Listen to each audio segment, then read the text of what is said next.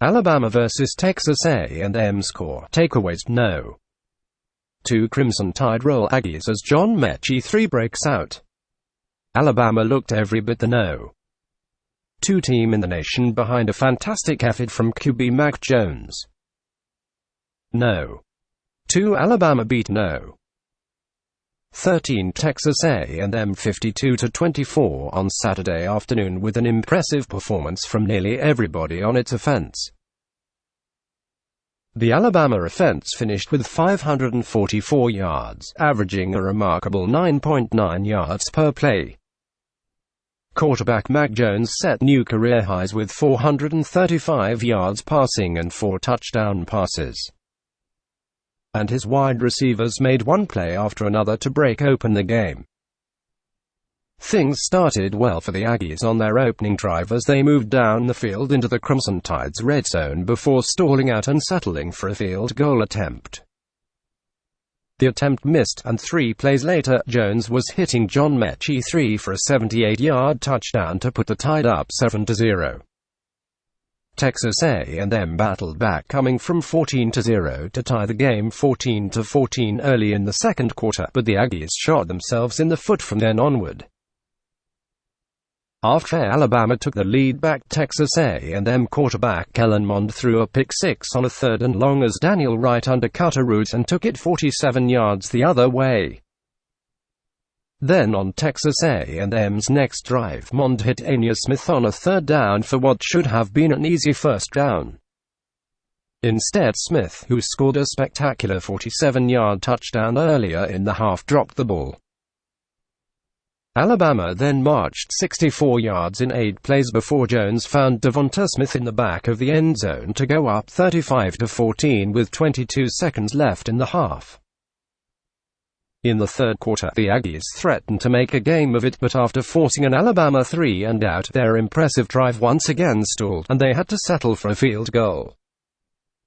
Then, in a case of déjà vu, Jones hit Jalen Waddle for a 78-yard touchdown a few plays later to make it 42-17. After that, the only question was how large the final deficit would be. The answer was 28 points by the time the buzzer sounded. Here's my 4 biggest takeaways from yet another Alabama blowout victory. 1. Alabama has a new receiving threat. The Tide lost both Jerry Jeudy and Henry Ruggs to the NFL in the spring, but still had Jalen Waddle and Devonta Smith returning. So we knew they'd be in good shape at the receiver spot, but it turns out there's a third name you need to know. Metchie had his coming-out party against the Aggies. It started with his 78-yard touchdown grab, the first of his career on the team's first possession, and continued throughout the game.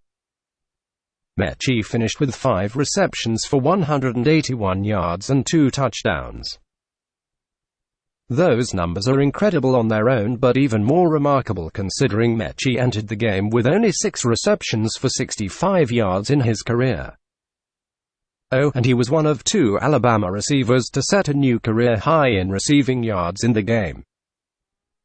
The aforementioned Mr. Waddle finished with 5 receptions, 142 yards, and a score of his own, as both benefited from Jones' new career high for passing yards. Career highs everywhere you look. 2. Najee Harris is a model of consistency. When Harris found the end zone from 6 yards out in the first quarter, it extended his streak of games with at least 1 rushing touchdown to 9. He scored a second rushing touchdown later to give himself a total of 17 during that 9-game stretch. Using advanced math, we can conclude that 17 touchdowns in 9 games is pretty good. Harris brings so much to this Alabama offense. He's terrific as a rusher, but he's also a valuable weapon out of the backfield. He set up his first touchdown by making a spectacular catch along the sideline on a wheel route. It was the second straight week he was on the end of a big play running the same route. Considering all the weapons this Alabama team has on offense, no wonder they're nearly impossible to stop.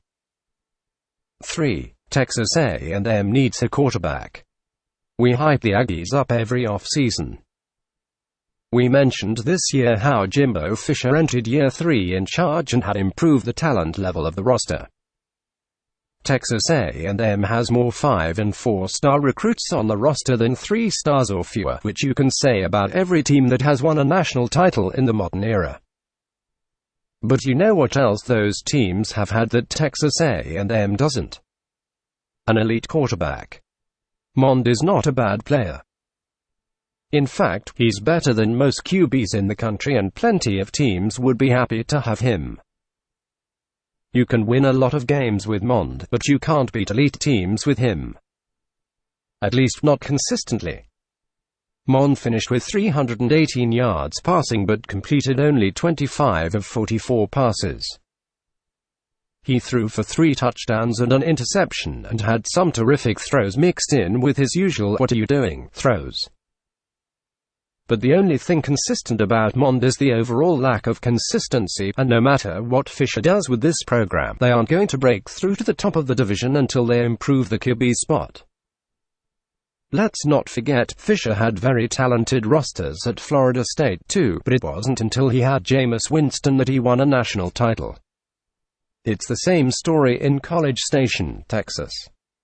If Fisher is going to deliver on his massive contract, he needs to find and develop an elite QB. 4. Nick Saban still owns his former assistants. With this win, Saban improved to 20-0 when coaching against his former assistants. He's now 4-0 against Fisher, who worked on his staff at LSU. The 4 wins against Fisher are the most Saban has against any of his former assistants.